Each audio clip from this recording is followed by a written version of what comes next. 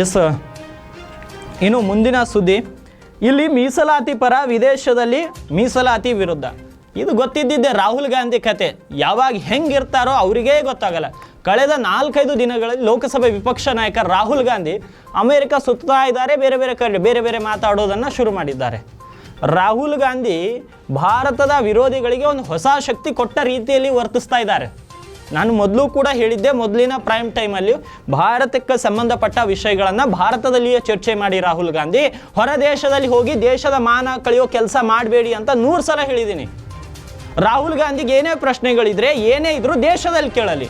ಇಲ್ಲಿ ಮೀಸಲಾತಿ ಪರವಾಗಿರ್ತಾರೆ ದೇಶದಲ್ಲಿ, ಅಲ್ಲಿ ಹೋಗಿ ಮೀಸಲಾತಿಯ ವಿರೋಧವಾಗಿರ್ತಾರೆ ಅಂತ ತೇಜಸ್ವಿ ಸೂರ್ಯ ಇವತ್ತು ಅವರ ವಿರುದ್ಧ ಆರೋಪವನ್ನು ಮಾಡಿದ್ದಾರೆ.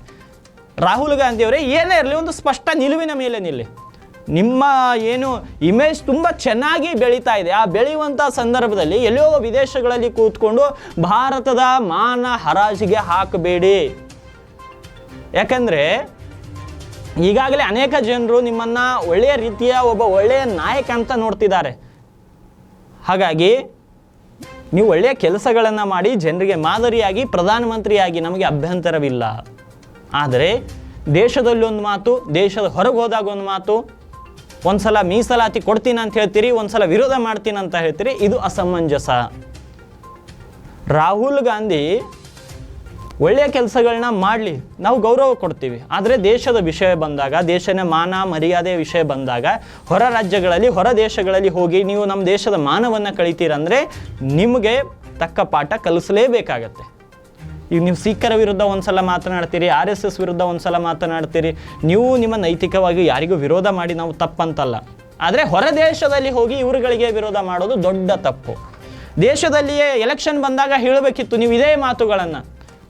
ಮೀಸಲಾತಿ ಇರಬಾರ್ದು ದೇಶದಲ್ಲಿ, ನಾವು ಮೀಸಲಾತಿನ ಬಂದ್ ಮಾಡ್ತೀವಿ ಅಂತ ಚುನಾವಣೆ ಸಂದರ್ಭದಲ್ಲಿ ಯಾಕೆ ಹೇಳಿಲ್ಲ ರಾಹುಲ್ ಗಾಂಧಿ ಅವರೇ? ಆವಾಗ ಯಾಕೆ ಭಯ ಇತ್ತ? ಯಾಕೆ ಆವಾಗ ವೋಟ್ ಬ್ಯಾಂಕ್ ರಾಜಕಾರಣ ಮಾಡೋ ನಿಮಗೆ ಇವತ್ತು ವೋಟ್ ಬ್ಯಾಂಕ್ ರಾಜಕಾರಣ ನೆನಪು ಹೋಯ್ತಾ? ಚುನಾವಣೆ ಸಂದರ್ಭದಲ್ಲಿ ನೀವು ಪ್ರಣಾಳಿಕೆಯನ್ನು ಹೊರಡಿಸಿದ್ರಿ 2024 ಲೋಕಸಭಾ ಚುನಾವಣೆಗೆ. ಆ ಪ್ರಣಾಳಿಕೆಯಲ್ಲಿ ಬರೀಬಹುದಿತ್ತಲ್ಲ, ಮೀಸಲಾತಿ ರದ್ದು ಮಾಡ್ತೀವಿ, ಮೀಸಲಾತಿ ಅವಶ್ಯಕತೆ ದೇಶಕ್ಕಿಲ್ಲ, ಮೀಸಲಾತಿ ಬೇಡ, ಪ್ರಣಾಳಿಕೆಯಲ್ಲಿ ಬರೀಬಹುದಿತ್ತು.